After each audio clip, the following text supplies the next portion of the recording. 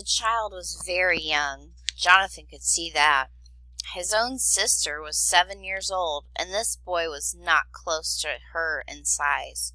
He sat on the ground, his feet bare, his linsey woolsey blouse veined with dirt, his dark face caked with mud. His arms and legs were filthy. When Jonathan first looked in, the boy, as if coming from sleep, lifted suddenly, startled eyes, opening his mouth as if to speak, but then said nothing. Jonathan quickly glanced toward the house.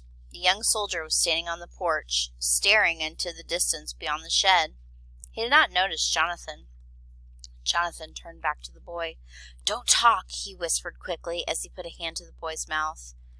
The boy pulled his head back and gazed dumbly at Jonathan.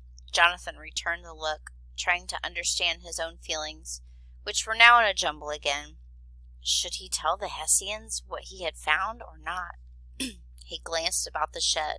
A window, no more than a hole under the eaves, let in enough light for him to see that the shed contained only a few implements, a pile of straw, and in the corner a wooden bucket. He decided he needed time to think what to do. He reached for the bucket, and though he wasn't close, the little boy shied away at once. "Where are your parents?" asked Jonathan, keeping his voice as low as possible. The boy stared at him. His stillness frightened Jonathan. It reminded him that he was a prisoner. He looked back at the house. The soldier was still not watching. "Your mother and father," said Jonathan urgently. "Are they hiding? Are they near?" The boy gave no response. Impulsively, as if to see if he was real, Jonathan reached out to touch him again. The boy shied away. "Are they close?" Jonathan asked, more gently this time. When he received no answer, he stood up and peeked out of the shed. Now the soldier was looking in his direction. "Let's go!" the Hessian shouted. "I have to milk the cow," said Jonathan to the boy. "Just stay here. Don't you move. I'll be back as fast as I can." Snatching up the bucket, he slipped out of the shed, carefully leaving the doors just slightly ajar. Acutely aware that the young soldier was now observing him, and wondering if he suspected anything, Jonathan went to the cow. He didn't look at the Hessian. He placed the bucket under the cow's udder, then quickly knelt, pressing his face against the warm flanks. The cow stamped. Jonathan began to milk. The milk came in hard streams, foaming white and frothy. Working rhythmically, Jonathan shut his eyes and felt the rough, warm hide against his face. Milking was one of his tasks at home, and the familiar pattern of sound soothed him. He thought of the little boy. Who was he? What was he doing here? Where was the rest of his family? Should he tell the Hessians? And if he did, what would they do? They had seemed friendly enough. Were they, truly? After filling the bucket, Jonathan moved away so the cow wouldn't kick it over. The young soldier, watching, mumbling his approval. Jonathan guiltily averted his eyes. He brought the bucket into the house. The candle had been lit. The tall soldier was sprawled on the bed, his long arms and legs dangling to the floor. The old Hessian, his jacket loosened and sash undone, sat at the table, toying with a small cup. Jonathan was reminded again how big they all were. The bread had been cut into 3 large pieces and 1 smaller one. Jonathan set the milk bucket on the table, now very much aware of his hunger. He stared at the bread. The old soldier, noticing, pushed the smallest piece towards him, then made motions to the cup with his hand. Jonathan wasn't sure what he was supposed to do. The Hessian mimicked his earlier drinking movement. Thankfully, Jonathan filled the cup with milk by dipping it into the bucket, then drew it out and drank it in 2 quick swallows. The old soldier gave an approving grunt. Jonathan filled the cup a second time and was about to take it for himself when he saw the Hessian's hand extended. He handed the full cup to him. The Hessian drained it. Then the young soldier came and helped himself, only to hand the cup back to the older one, who continued drinking. Page 84. When the tall one roused himself for the portion, the young one went to the hearth and attempted to get a fire started. Jonathan, having bolted his bread to satisfy his immediate hunger, now was impatient to leave the house and get back to the boy.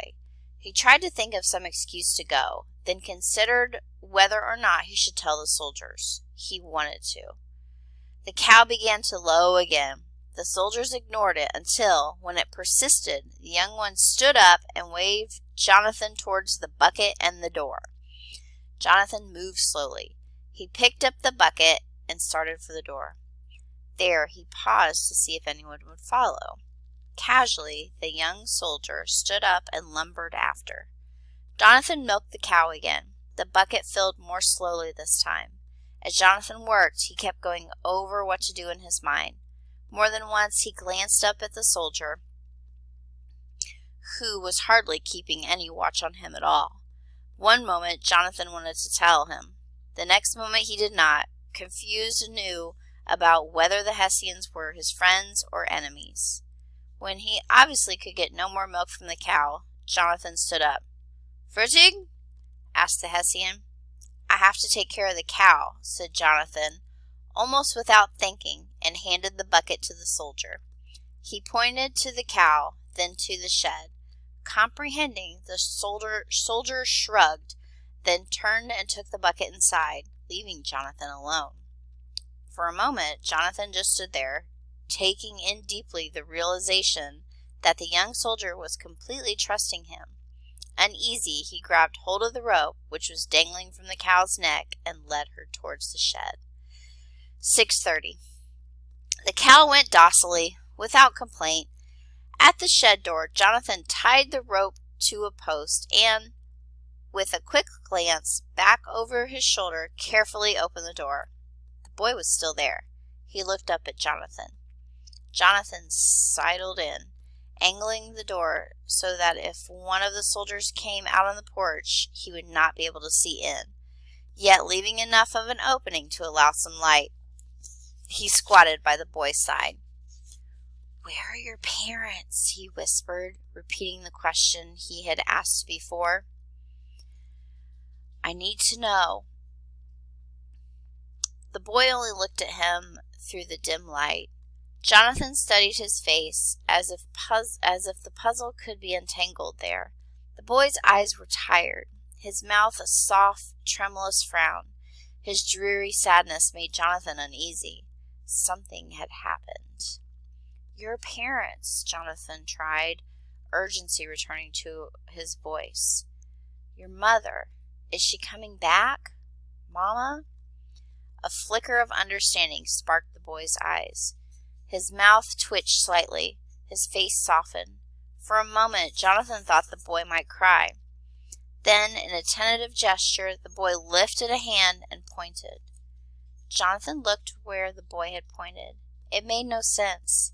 Deciding that he simply could not understand, that he needed help, that he had come to trust the Hessians, he put out his hand. "Come with me," he said. The boy did nothing. Jonathan stood up, his hand again reaching out. "Come with me," he repeated, speaking more gently. Cautiously, the boy put out his hand. Jonathan took it and led him out of the shed. Approaching the house, holding the boy firmly by the hand, Jonathan crossed over the porch to the door.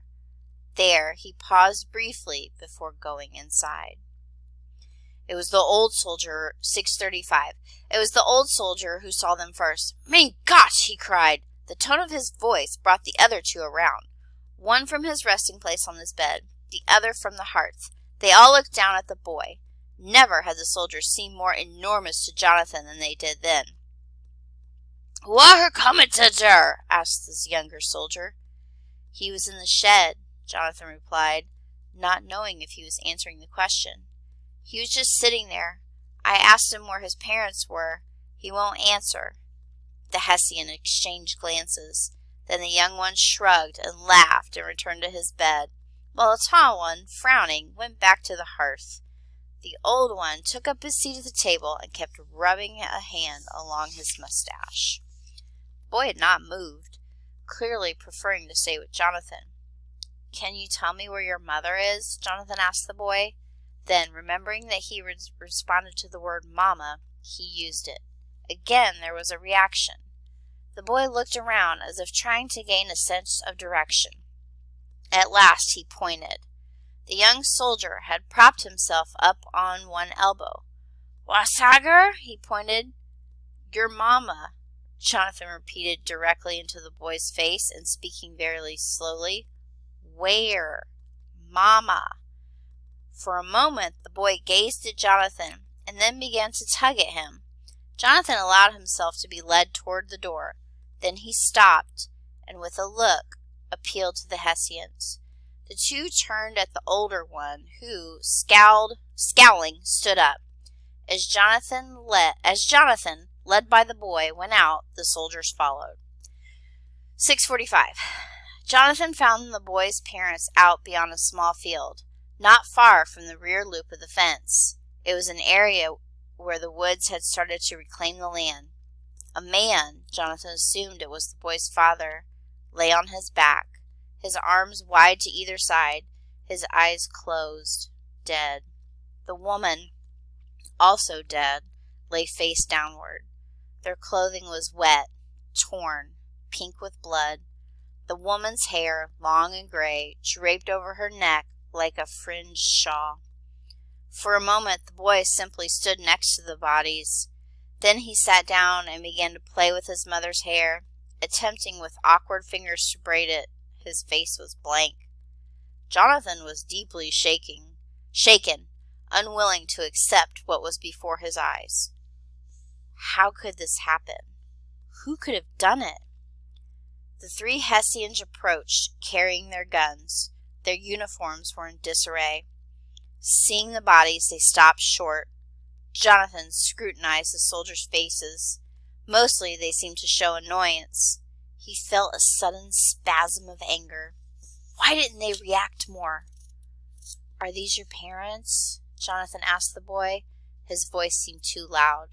The boy lifted his face. "What happened?" Jonathan asked. The boy, either not comprehending or unable to say, gave no reply. Can't you speak?" Jonathan pleaded. The boy did not. Jonathan glanced behind at the soldiers. They had kept their distance. Jonathan looked about the area in which they were standing.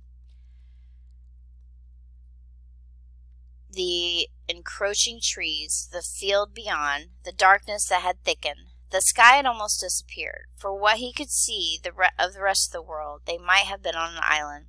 Behind them, the three soldiers, clearly impatient, shifted uneasily. A gentle breeze stirred the trees. With a look, Jonathan tried to appeal to the young soldier, but he only shook his head, muttered something under his breath, then turned and went back to the house. The tall one followed. With growing dismay, Jonathan gazed at the bodies and at the boy, at the remaining soldier, the old one. Reaching out, the Hessian clapped a hand on Jonathan's shoulders, gave him a shake, and nodded towards the house. Then he walked off a few paces. The boy's fingers were woven in his mother's wet hair. Jonathan looked at the Hessians, who stood waiting. "None come!" he called, his face glowering with impatience. As though taking a leap, Jonathan suddenly found an answer to his question. He turned back to the boy. "Did they kill them?" he whispered breathlessly. The boy remained immobile. "I need to know," demanded Jonathan, feeling the dread of coming upon an awful truth. "Do you recognize them?" Again he looked back at the old soldier, recalling, with an avalanche of association, all the stories he had heard about Hessian brutality. He saw the Hessians again as they were on the road, at the fighting place. He saw, too, his father's friend, dead. He could see the Frenchman with his shaking, bleeding head. To the boy he said, "They were the ones, weren't they?" "Come!" he shouted the soldier angrily. The sharp command felt like a cut of a whip stroke. "Come with me," Jonathan said to the boy. Taking the boy by the hand, he followed the old soldier back to the house.